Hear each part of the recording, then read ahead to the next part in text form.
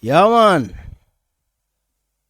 So, yeah, man, this thing is actually trending in Ghana, I think 2 or 3 days now. That, oh, why are we trimming our, girls' hairs and things before they go to schools and all of that? It has been a topic of discussion. And everybody that know me know my stance already. But there is a twist to the whole thing. There is a two-sided to the whole thing that we will be talking about. But first of all, let me tell you, my stance. People who don't know my stance. First of all, school is not compulsory. Education is compulsory. School is not compulsory. And then secondly, school is a prison. School is a scam. It's a prison. They keep you there with their own rules and things to tame you under a certain governance. That's another part of school. And then the third thing, school is preparing you for a capitalist system, preparing you to come and work under a capitalist system. You understand? So they will have to train you, tame you to a certain level that you subject or subdue to a capitalist system. Now, when you put that aside, private school in Ghana should be banned. There shouldn't be anything like private schools in Ghana. Why am I going to that extent? Because, people that are setting the laws and everything for us, their children are not going to the government schools.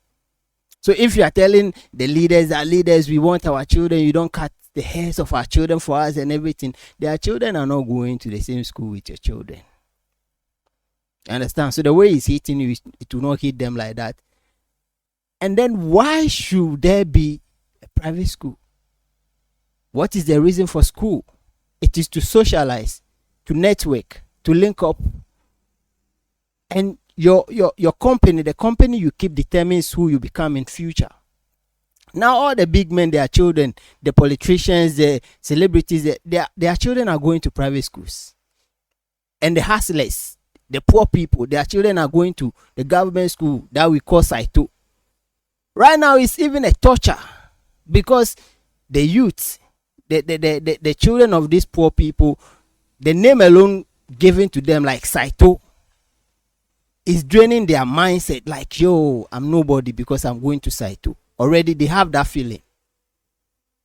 You understand? But if there should be law that nobody opens a private school and everybody is going to the same government school, you meet a minister's child in your school, you meet a celebrity's child in school, you link up.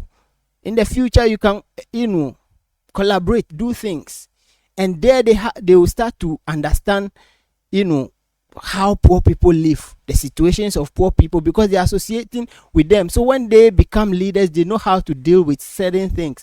But they are only going to their own schools. It's more or less a discrimination. Back in US, they had schools for black people and schools for white people. And then the black elite said, oh no, this cannot be going on. This is a discrimination. That is the same thing that is going on in Ghana, where the rich people, their students are going to a certain kind of school, and the poor people, their children are going to a certain kind of school. The politicians, their children are going to a certain kind of school. So it doesn't really touch them that much.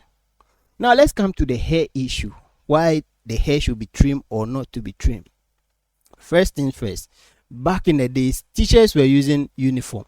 Teachers were wearing uniform. What is the reason for wearing uniform? Now the students that are wearing uniform, what is the reason for wearing uniform in the first place? If you are saying, no, they shouldn't cut their hair, should they wear uniform? Is it by force that they must all wear uniform? What is the reason? You ask yourself, what is the reason for wearing uniform? To lessen competition. Because when this person is wearing this kind of dress to school today, tomorrow it's wearing this kind of dress to school, every day they are changing their dresses and wearing different dress. Somebody who is less privileged, who cannot change their dresses, emotionally they are drained. They cannot stay in school and learn because today this child brought this kind of dress, Gucci, this one brought this one brought, as children, as basic schools. So they had to wear uniform So that you all know that all of us are wearing the same uniform. There's no class to any of the uniforms. The same thing with the haircut. And the haircut is not only the girl child. It applies to the boy child as well. As a boy, you don't have to leave your hair. You don't have to do dreadlocks. You don't have to do all those things. To lessen competition. That, oh, this person is more beautiful oh, this kind of hairstyle they have. Oh, they are wearing this kind of hair. Their hairstyle, they are wearing wig. They are wearing. The competition will be too much. They are just children.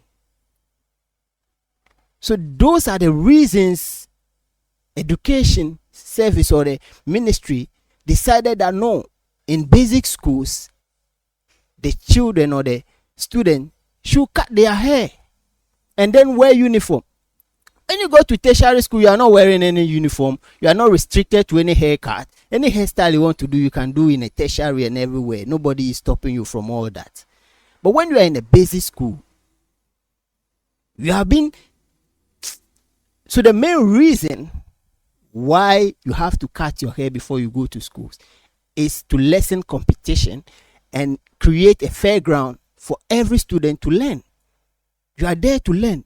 You are not going there for a beauty pageant and all those things, and you have to carry your hair, you do your style, change your dressings. Today you are wearing this, tomorrow you are wearing this, tomorrow you are showing this style. No.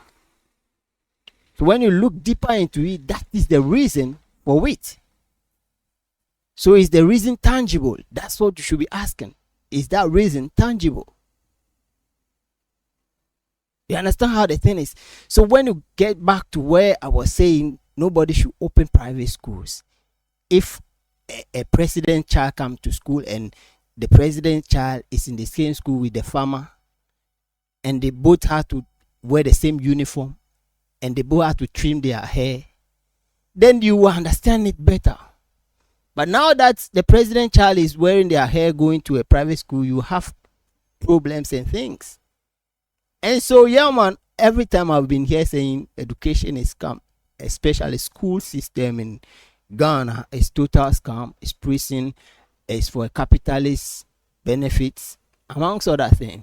But this is the insight to trimming your hair before going to school. Rastafari blessings, everybody. This is the Global Consciousness Show, and when we come here, we do justice to whatever is on the ground for your understanding. Is it me? Rastafari, we're out.